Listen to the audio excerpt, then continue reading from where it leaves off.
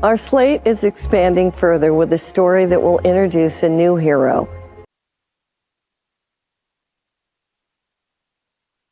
and explore an original world that feels perfectly paired with Lucasfilm storytelling.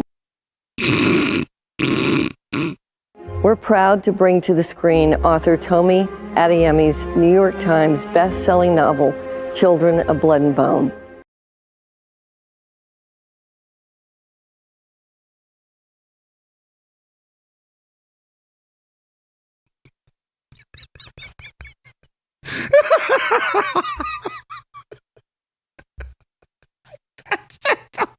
I can't.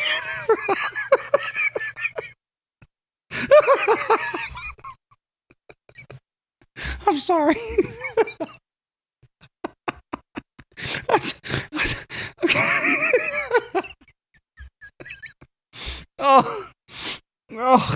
Oh, God. Somebody call Cameron right now. We got to do this.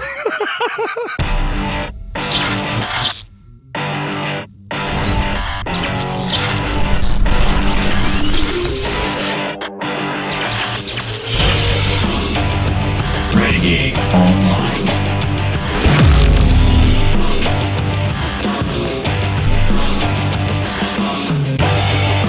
All right, folks, so welcome back. As you can tell by the intro, this one's going to be fun. I want to first, before we get into this, I want to thank everybody watching out there. The last video that Cameron and I did. Now, we've been doing this for a little while now. We've been having such fun doing it. The audience response has been fantastic. Yeah. But this last video that we did, that we put out Tuesday morning, good Lord, by the time you're watching this, I think it's probably going to be around 15,000 views in the first 48 hours.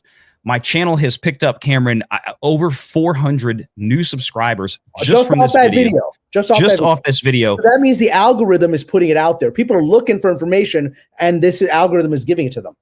It is. And I think, and some of the comments that I've seen, I know you've seen, has been people are hungry on YouTube for this sort of discussion, this sort of business, like pragmatic discussion rather than emotion. And we can cut up and have fun, and we do. And we're going to have some fun today. Oh, we're going to have some whole lot of fun on this one. But more importantly, I know, Cameron, you've been picking up a lot of new subs on Patreon, and I'm going to continue to encourage folks out there, if you love these videos, all the new viewers out there, you 400 new subscribers, thank you so much for your faith and your kindness towards this channel. We're just here having fun, but please make sure you turn around and you go over to Patreon. The link will be in this video below, as always with these discussions. Go check out Cameron's Patreon page. Please support him as well, because a lot of these conversations, a lot of this breaking news, well before it ever makes it to YouTube here on this channel, starts on Cameron's Patreon page. And that's how the one we're going to do today, yet again, started on Patreon, and here we are. We're gonna develop that. So please do come there. Continue to support this channel, because I think you're going to get information there you're not going to get from other people, and it's going to give it in a sophisticated and professional fashion, which I think is somewhat lacking in the YouTube world right now. And I'm honored to be able to participate in it. But please do come to my Patreon, because at least 6 or 7 videos we've done were inspired by initial conversations that we've had, and this one included. Yes, and as far as the professionalism, I'm sorry for the intro. That was as professional as I could keep it, given the news, and we're going to get into that right now.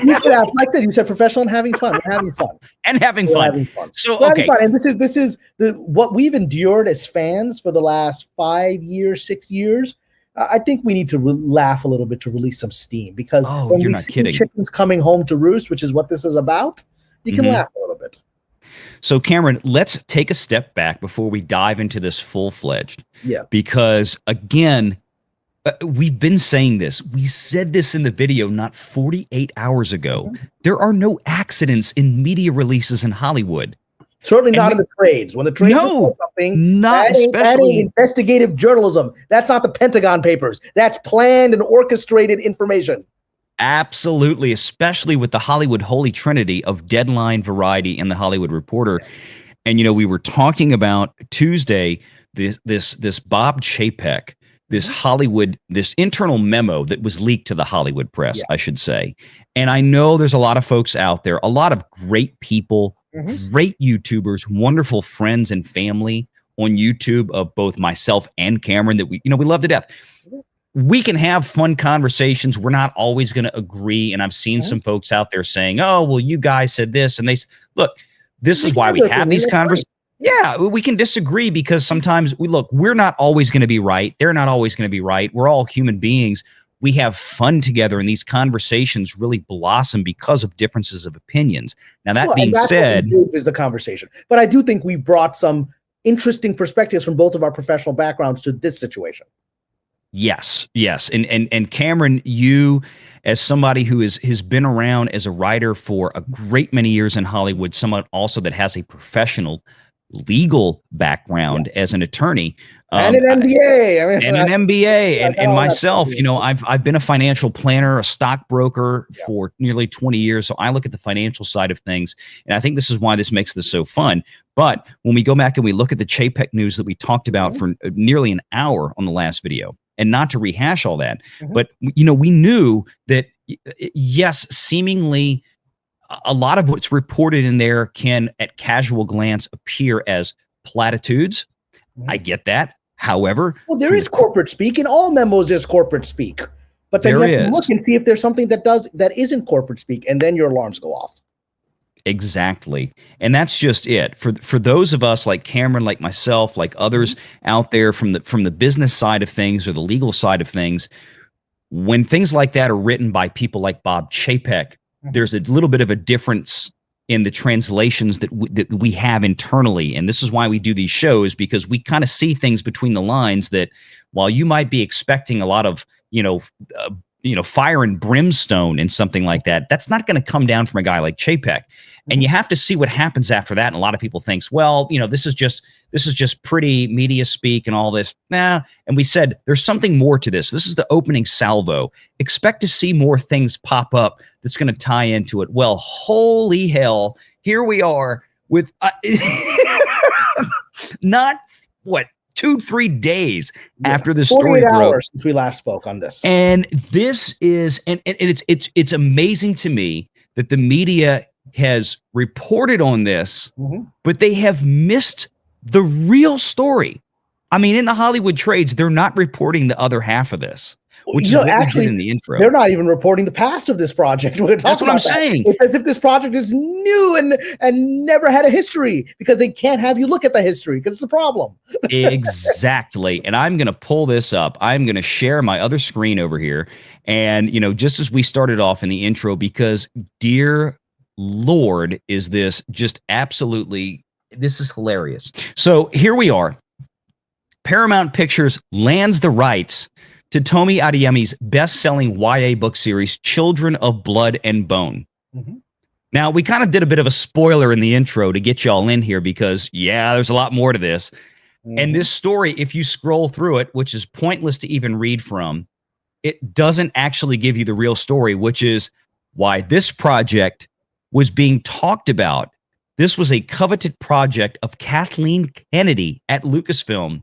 For 3 years. For the past 3 years. That she was still talking about on YouTube in an interview with a reporter from the PGA, the Producers Guild, just back in October, like 3 months ago. As far as she knew, it was a go project. This was done.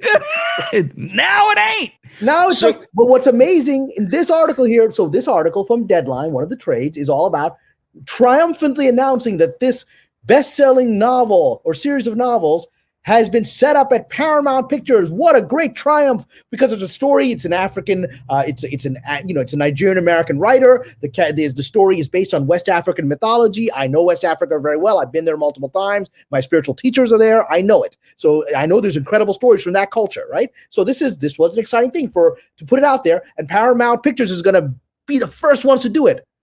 But they're not the first ones to do it. And there's no reference to who were the first ones to jump into this pot, which is strange. Yep. There's no reference to the fact that this was optioned. And there's a Deadline article that I put in my Patreon piece. There's still a Deadline article on their site from 2019. I believe it's August 2019, announcing this on Deadline. Huge news. This novel has been optioned by Disney/Fox and is being assigned to Lucasfilm as the first major project of Lucasfilm, at least under Kathleen Kennedy, outside of the Star Wars and Indiana Jones franchise. That was a very impassioned, long article, blah, blah, blah, blah. Then and not just Deadline. All the big trades had picked it up. Yeah. But now this is announced, hey, it's at Paramount. And there's no mention of the fact that, it's basic journalistic stuff, even at the trades. Well, this project was once set up at Warner Brothers and then it went somewhere. That happens all the time. Nope, that's nothing controversial about that. That's normal history. But there's no mention that this project was a big deal at Disney for several years. And we're going to show how much of a big deal it was, like the opening part of this video. This was announced publicly in front of investors and all that. There's no reference to it. It's as if they're memory holding it like 1984, that this never happened. But what's fascinating is it's not memory hold because the comments of this article are filled with people saying, what happened? This was a Lucasfilm project. So they're not able to memory hold it. Yeah. I mean, I hadn't even gotten to the comment side of it yet, but let's see real quick. So the very top one. Here we go. Development. People are already calling this out. Development hell. A couple of theories. One, Kennedy might retire after Indy 5 and doesn't want to launch a new film franchise. Possible, but one can only hope.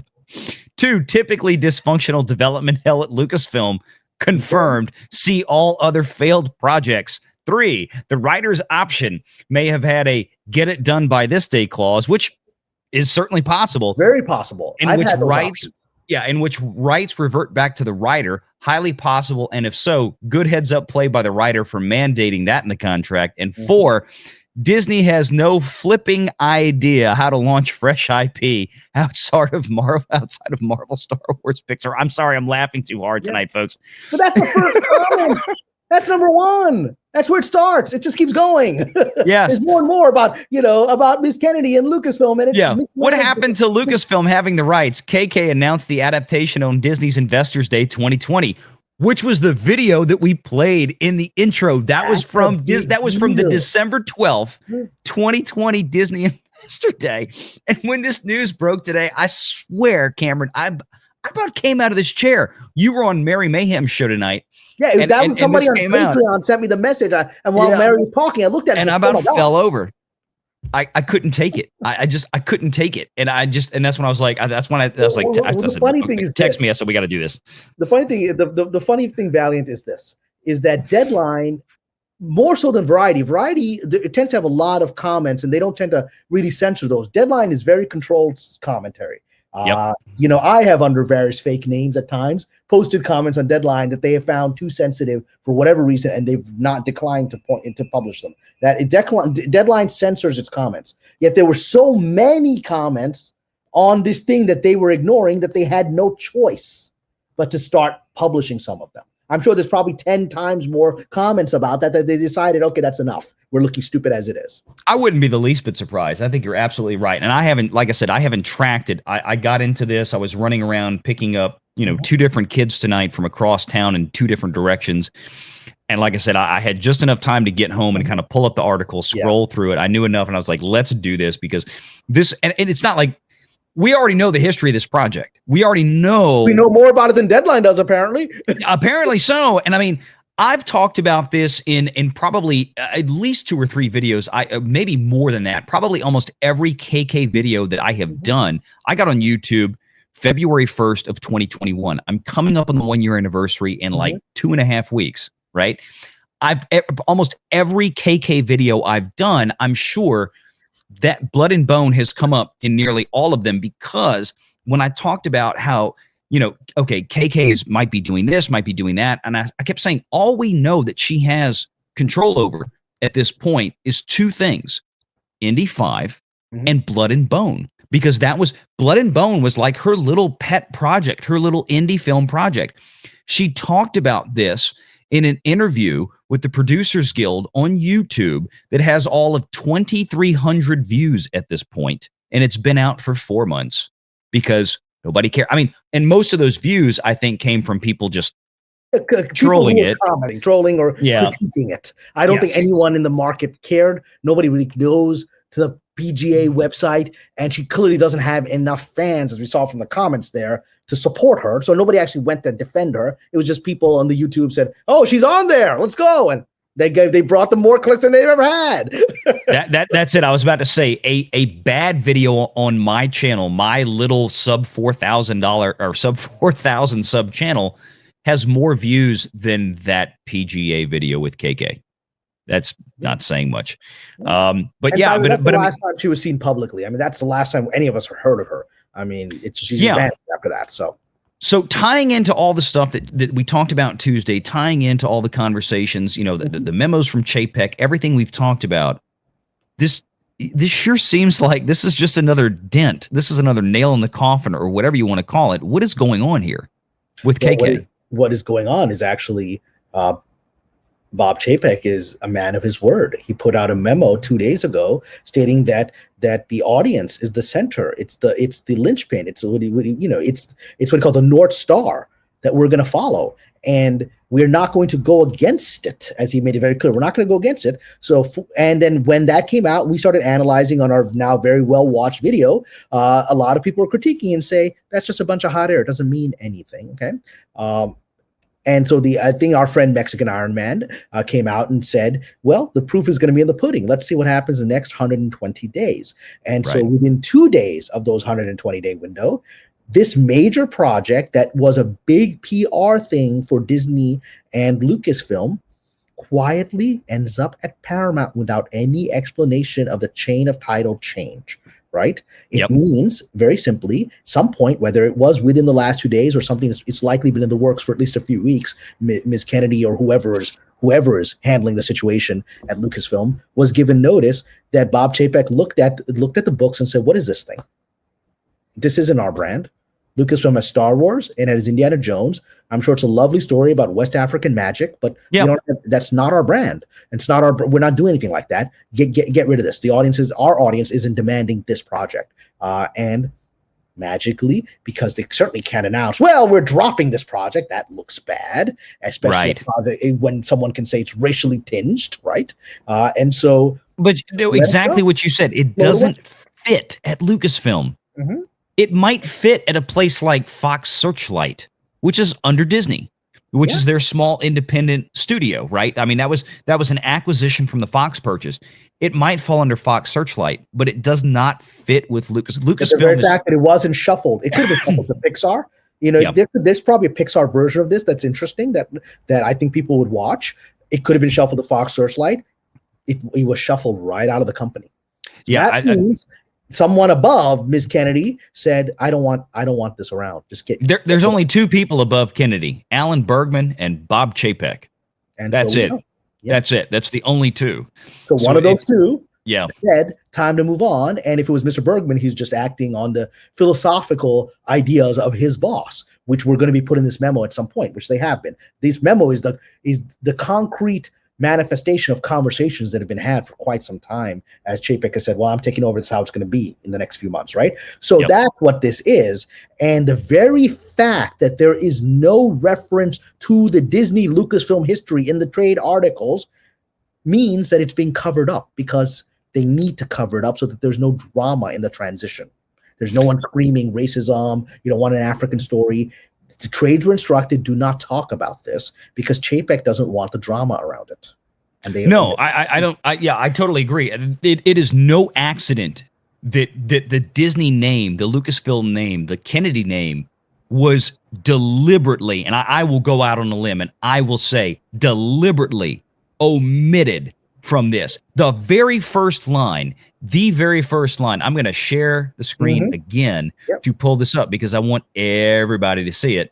All right, so here we go. Here's the actual article. I want to pull this up for everybody to see once again. Here we are, the very first line, exclusive. Following a bidding war. Yeah, following a bidding war. Okay. That saw several major players.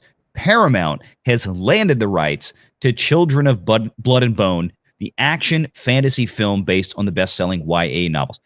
Following a bidding war. With whom? Normally, when a bidding war is announced, if you have an exclusive, because you're scooping people, you want to let Warner Brothers and these other companies all came in because you obviously knew if you know there's a bidding war, you know who the other bidders. You'd mention it. I was like, who put it up for auction? What did it revert, like, as the first commenter in this thing? Yeah. Did it revert back to the author because there wasn't any movement in a certain amount of time? Did Disney themselves put it up for auction? Because Disney just call Paramount and say, let's make a deal. Yeah, exactly. And that's the bid, right? The bidding war is Disney making one phone call, right? Yeah, which I think is the most plausible, because had the rights elapsed and there had been a bidding war, we would have heard. Because whenever a bidding war begins, the trades say something's happening. You know, Warner's and these other guys, they're all jumping in on this project. That's big news for the trades. And then 24 to 48 hours later, you hear what the result of that was. You don't hear bidding war after it's done. I don't think there was a bidding war. I think there was a phone call between two companies that said, would you like to take this? Maybe we can trade. I'll take that project from you. You take that project from us. Or you know what it reminds me of? I mean, this is like the NFL draft that we're going to see in 3 months at the end of April. This is the backroom dealing. This is you know, the worst team in the NFL that has the first draft pick in the first round, calling around like all the other 31 teams, going, you want this pick? What you offering? We have it. We own it already. We're willing to trade it or something. You know, all that wheeling and dealing goes on with private phone calls behind the scenes, and it all gets done because they only have 15-minute intervals between the picks in the draft as it goes live. There is a crazy amount of phone calls. I would suggest we had a 48-hour interval to get this done. This is, I'm not saying this was done on 15-minute intervals, but I'm telling you, it might have been done on 2 days. We had the memo on Monday. This was done in similar fashion. This was all behind the scenes phone calls with NFL draft style stuff going on. This is hilarious to me. And they have to say it's a bidding war because, again, I haven't read this book. I'm reading the reviews on Amazon. Some people really love it. Some people don't like it. Whatever. Like I said, I have a cultural connection personally to West Africa. I know the stories coming out of that culture can make very good movies. And so I know that, right? I haven't read this book, so I can't comment on how good it is. But I do know this. I know that the trades cannot say nobody wants this. The trades cannot say this is an orphan child, because people will say, what does it say about Hollywood? So Disney had to make a deal with Paramount to take this off their hands. What does that say with how both of them perceive the value of this project? They have to say it's a bidding war. There may have been a bidding war, but it's strange the way that we don't know anything about a bidding war. And we didn't hear about it when it was happening.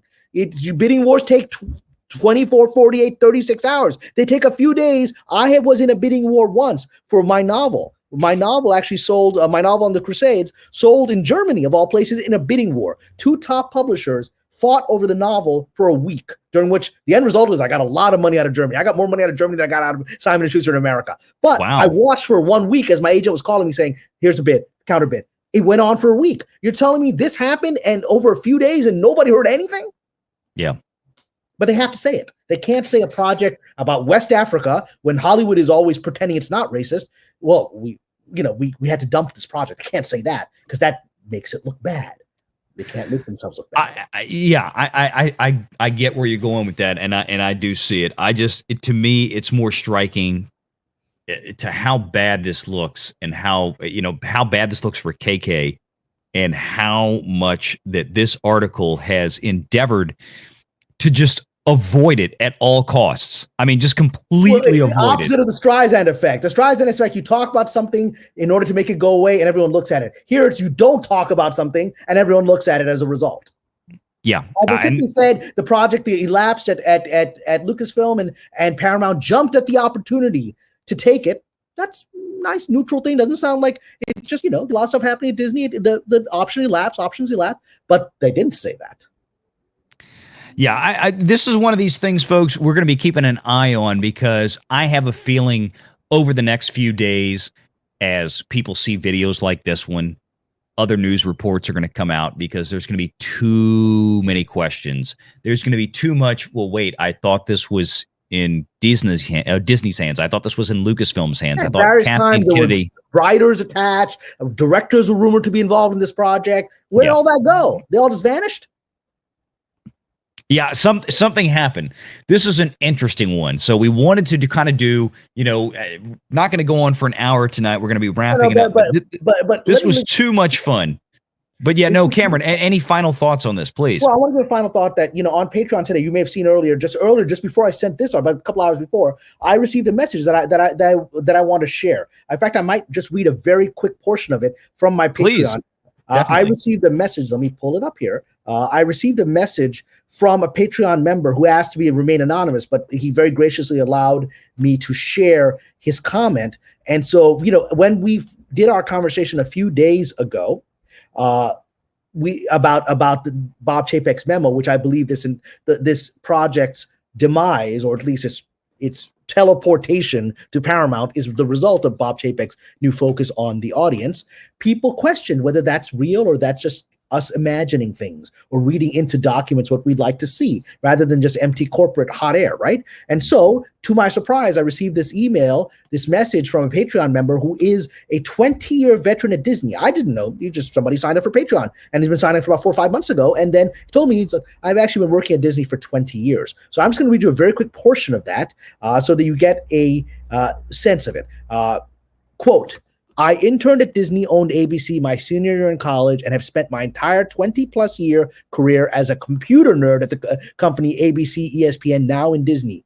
Whenever the CEO of senior leadership sends out their emails, I roll my eyes in the expectations of the litany of corporate speak, avalanche, coming to bury me. In all that time, I can't ever recall in any such emails reading anything like this. Quote, we must evolve with our audience, not work against them. And so we will put them at the center of every decision we make, end quote. That's a quote from Bob Chapek's memo. And the writer here said, not work against them. These 4 words stopped me dead in my tracks. This kind of negative language that Disney, by design or accident, has worked against its own audience is truly unprecedented. He could have left these words out, but he did not. And so the comment goes on. He starts a very lengthy analysis of his experience.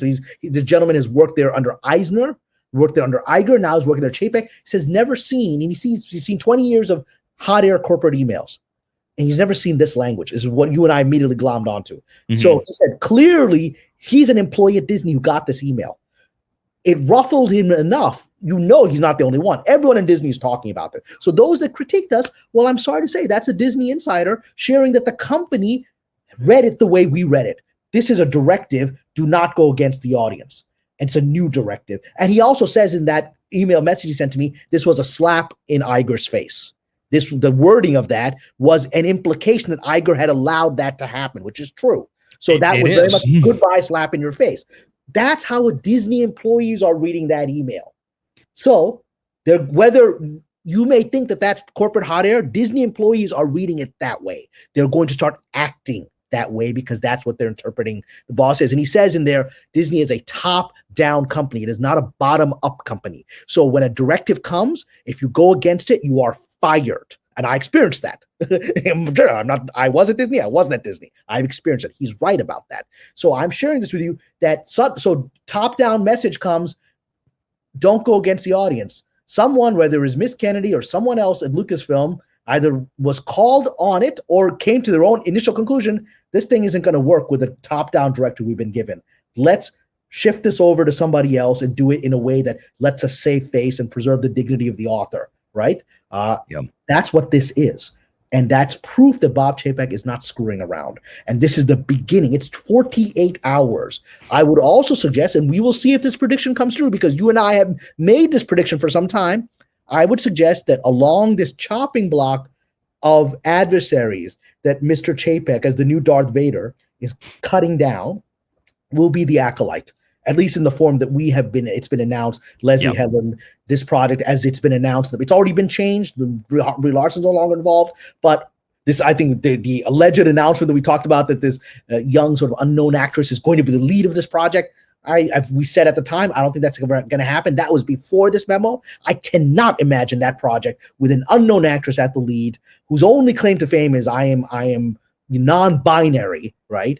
An unknown actress with completely unknown content. Yeah. I mean, and that's the bottom line of this. Yeah, so I mean, that's not something that you would want to sink $100+ million into. Well, certainly not if the audience doesn't want it.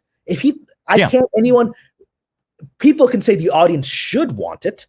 It's not right that they don't want it, but I don't think any rational person will claim that the traditional Disney audience wants that, right? So under this new directive, I believe it's essentially impossible for that project, the Acolyte, to survive as we currently understand it to exist. And so you'll see soon enough if that's true. But already we've seen the first domino fall. Yeah, it sure seems like it. And what you just said about the whole memo issue, that's exactly what we talked about before. And I've been thinking about this. I mean, if a new guy comes in and says, we're not going to do this anymore. Well, what do you think he's talking? He's talking about the last person who was in there, the guy's job that he took over. If he said, you know, we're going to focus on this and we're not doing this anymore. Well, what else is it about? It's about how else? There is no other way to read that. And that's exactly why these employees, the person that talked to you privately, there's no other way to interpret that kind of message. So I think all this is going to come down to the next 12 months, especially. It's going to be really fun. I think you and I are going to be doing a few more videos. I think probably there's going to be a lot more laughter coming. Yeah, there's going to be a lot more laughing opening videos. I think I will start entitling my Patreon articles about this Order 66, because that's what this is. And you'll start off with comedic laughter with each of these that starts coming forward. This one got me. This one, when I pulled up that article, and I just couldn't help it. I'm sitting there. I'm like, I just couldn't stop laughing, and I think, okay, this is gonna open the video. I'm opening the video with me just cracking up at this, because that's all I could come up with, because it is just too damn funny. Well, Kamran, thanks for coming on tonight. Folks out there watching, we appreciate you being here. We appreciate all the support. Make sure you hit the like button, the subscribe button, share this video out. Do leave a comment on the video, and please, most importantly, go check out Kamran on Patreon. We'll have a link in the video below as always. And until next time, folks, take care.